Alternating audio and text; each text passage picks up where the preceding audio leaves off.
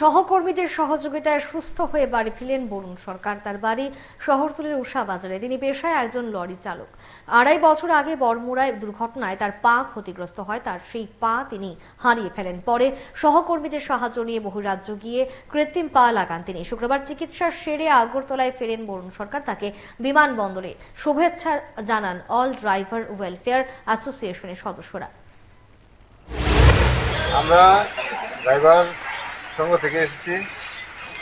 আমরা ড্রাইভার হয়ে আমাদের যে একজন ড্রাইভার উনি কর্মরত অবস্থায় গত 2.5 বছর আগে একটা অ্যাক্সিডেন্ট হয়েছিল। অ্যাক্সিডেন্ট হয়ে ওনার পাটা ক্ষতিগ্রস্ত হয়ে যায়।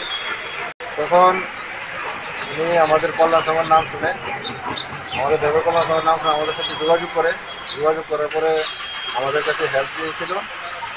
যতটুকু করেছি আমাদের সমর্থন অনুযায়ী আমরা ওনাকে হেল্প করেছি এবং হেল্প করে ওনাকে পাটা লাগানোর জন্য আমরা ওনাকে বলি। উনি যে আর্টিফিশিয়াল পা লাগিয়ে আজকে এসে পৌঁছেছে। উনি হেভি ভেহিকলস ড্রাইভার, উনি ট্রাক চালায়। ওনার অ্যাক্সিডেন্ট হয়েছিল 2.5 বছর আগে বড়মুড়াতে।